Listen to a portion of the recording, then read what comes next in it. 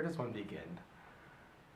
The quality for what you are paying is just not worth it. I'm sorry to say this, and I know there's a bunch of people out there like, oh my god, you can't say that about Starbucks, but I can. Because in the reality, Starbucks is like, how do I explain Starbucks? Starbucks is like H&M clothing. Like, you want to wear it, and yes, it'll look really nice, and yes, it's good, but like, it's not like something you're going to wear for the rest of your life, because there's just no way you can.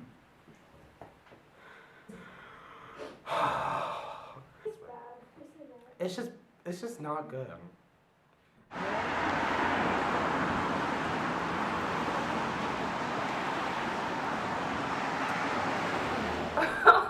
Or in the summer, I really like a passion tea lemonade with a pump of peach. I know, white girl. Oh my god. Oh my god.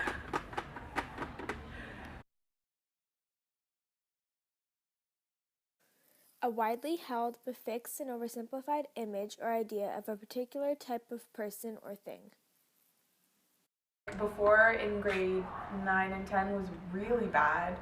Like, my coffee addiction was really bad, and we used to spend so much time at Starbucks. Like, once spent 12 hours just at Starbucks. Oh my god, it was so bad. We were just talking and drinking coffee. I think I had like 5 or 6 cups of coffee. It varied between coffee and like passion tea lemonades because it was in the summer, right?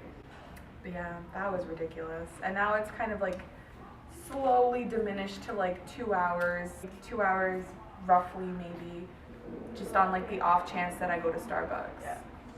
I feel as though the same way that people are like generalized based on what drink they would drink on a regular day basis, I feel like the same way you would get generalized off the same place you go to. So let's say like what we got. Okay, so like let's say if you went to Tim Hortons, people could be like, oh, maybe they're on a budget, or maybe they're just Canadian. That's probably a stereotype you'd get, or like maybe it's just the most accessible coffee for you to go. Then there's like Starbucks, but Lord knows. When people say Starbucks, like the main thing is like the hashtag white girl, which is not a problem necessarily, but it just bothers me that fact that like an entire like ethnicity has to be sterilized with one drink just because of stupid hashtags that you find on Instagram or Tumblr. And then there's like other like, maybe I wanted to say proper coffee bars, but let's go with classic coffee bars, who, if you go to them, like people could perceive you nowadays as like being a hipster, or you're obscure, or you're trying to be different, but in reality you can just want good coffee. Because when you go to places like Tim Hortons is very like Canadian, it's very like stereotypical Canadian. Hey, want to go for a Tim's run? Of course. Roll-ups on. Yeah, because that's the cliche Canadian thing to do, right? Yeah, right. Like we just sit around in our igloos, waiting for roll up the rim to win. Yeah, then we hop on a moose and ride it over to Tim's. Hey, everybody, grab your tubes. Roll-ups on. I mean, who does that stuff, eh? Did you just say A? No. I heard an A. And like I've always grown up with Tim Hortons. I feel like it has that image of being like humble. And then when you go to places like Starbucks, I feel like it's more like, you know, very like high-end-ish, or very like hashtag white girls, what everyone says with it. So it's like it's a complete opposite between like humble, and now you're kind of just being like judged very highly when you go to like Starbucks, and like already like when you walk around with a Starbucks mug, it's already like assumed like, oh, you're just like that type of like white girl to get it, you know, what did you get, like a frappuccino or something. So there's that. Let's say you go to one establishment in Toronto, and you go to another, they're gonna just type it's exactly the same because it's a corporation that makes things consistent to make everything exactly the same as the other one. So it's going to be no difference unless, of course, you alter it, but still, quality is still there. But the actual coffee itself should never be exactly the same as another cup. You should never just taste it and be like, oh, it's the exact same, it's the exact same, it's the exact same. If there's little tweaks and differences in each cup of coffee, it's what makes it real coffee.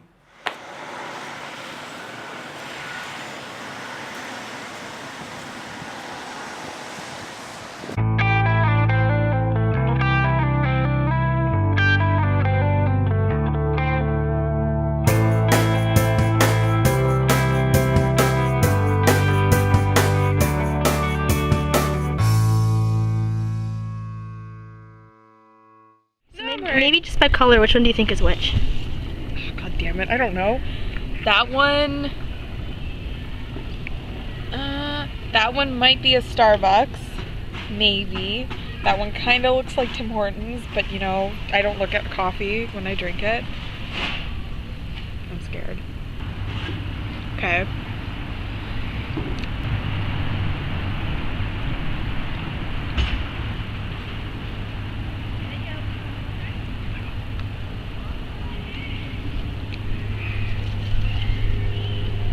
Okay, can I say this is the independent one? This is the independent one, because this one's Starbucks, and that one Timmy's. This is Timmy's. That's disgusting. That's gross. So what do you think that says about you as a coffee drinker? That you knew Starbucks and not the other two? That I go to Starbucks a lot, and that you I had a lot of faith in Tim Hortons, but now I don't know, how does this identify me? Maybe because I'm an avid Starbucks drinker. That's why I knew this was Starbucks. I just don't want it to fly away. So how does that say, what does that say about the stereotypes? Like, That you're a white girl? Do people call you that because you drink Starbucks? Oh, hell yeah. Okay, some people still call me a white girl to today. Like when Starbucks became popular, it was mostly young teenage white girls, or as everybody saw them there, they would like stereotype because of the pumpkin spice latte, and that's where Starbucks kind of got their popularity-ish, and their passion tea lemonade, I think.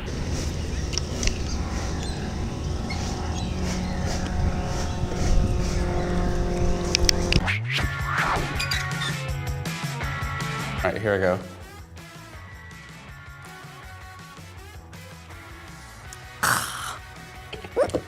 It's smooth, I'll give it that. Nothing special about it.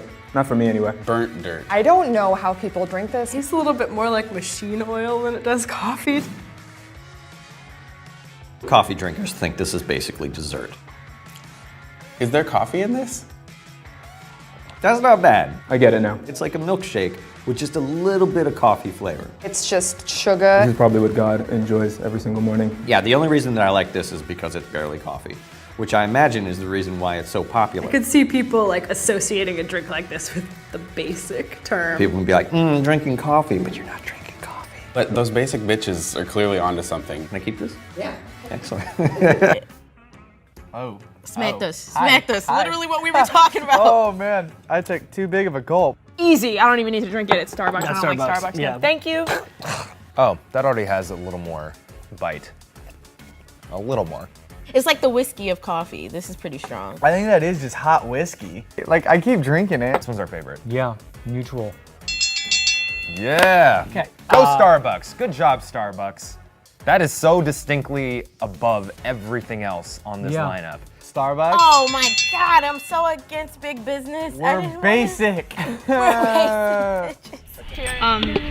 I think that people, if they were trying this, would gravitate towards Starbucks. Anybody, not just like identity or whatever, labels. Like if they didn't know, because they don't water it down, but they put a lot of milk, so it tastes the best. Like unless you like strong coffee. It tastes really sweet, which is good. Like you don't unless have to add you like in a lot of strong sugar. coffee. But if you're like a teenager like us, not a lot of, I don't know, not a lot of people just like strong coffee. Like so usually we gravitate, and I think that's why like Starbucks is associated with like the teenage girl, because like teenagers drink it because it's sweeter and they put a lot of sugar in it and it tastes more like, you know, not an adult drink, more of like a kid's coffee. Like when you were young and your parents gave you coffee and they put it like, you know, this much coffee but this much milk. Yeah. It's like that. But can we look at the sizes of these cups? They're all smalls, by the way. Yeah, these are all smalls. This was $365. 365, 360, and $210. So this was even more expensive than Starbucks. Yeah, and you get less. That's trendy. And now that Starbucks has the La Boulange, I don't know how to pronounce that properly. You just noted that. Yep. It's like really pretty and everything, so people are gonna like want to go there just to like have a cup. Have a pretty cup, yeah. Or just to stay at the Starbucks. Like even us, like what does that say about us? We went to these 3 locations, and out of all 3 locations, we asked Starbucks for 3 little cups. What does that say about us?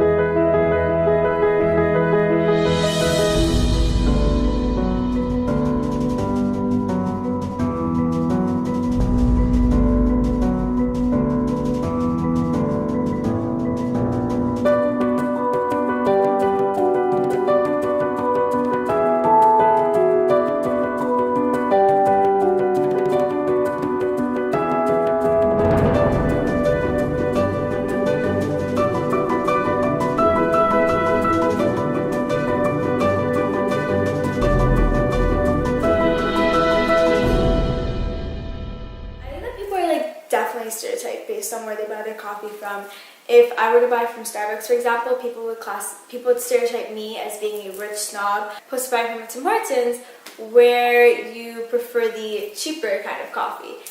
And it's just really weird how we have so many stereotypes based on where people buy their coffee from. Another example is an independent coffee shop. People are stereotyped as being hipsters if you buy from an independent coffee shop. And there's just so many stereotypes that we have based on where people buy their coffee from. It makes no sense whatsoever. It's just so weird. Yes, I do think there are labels in coffee culture. I think if you go to Starbucks, you're seen as like a white girl, the stereotype, or like you're seen as preppy or a snob, or like you're rich because you can spend that much money on Starbucks, which is like incredibly overpriced.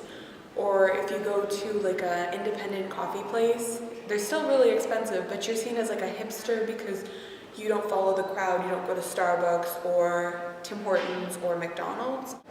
So if you go to like McDonald's or Tim Hortons, you're looked down upon because they're cheaper and they don't have the same, like, I forgot the word, not vision, but they're not seen the same as Starbucks. Starbucks is like higher up, they're for rich people because they're really expensive and they're high class, and Tim Hortons and McDonald's have that appeal that they're like for poor people or for middle class, and if you go there, you're no different from anyone else. Another thing that pisses me off is the fact that they're like McDonald's, to the point where everything tastes so alike. Because you can go to any other McDonald's in the world and something's gonna taste exactly, okay, maybe not everywhere, but like, let's say you go to one establishment in Toronto, and you go to another, they're gonna just taste exactly the same because it's a corporation that makes things consistent to make everything exactly the same as the other one. So it's gonna be no difference unless, of course, you alter it, but still, quality is still there. And speaking as an experienced barista, they need to reestablish what the definition of coffee is. I know that there's a mad obsession now with pumpkin spice lattes or vanilla bean fraps with extra whipped cream and all that jazz, but that doesn't really count as coffee. Like, if you were to go in a real barista bar and you would order that, they would just look at you and ask you to leave.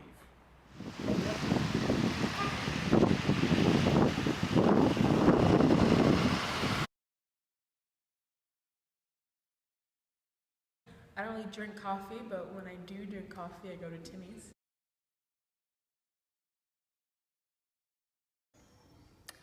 I really don't care.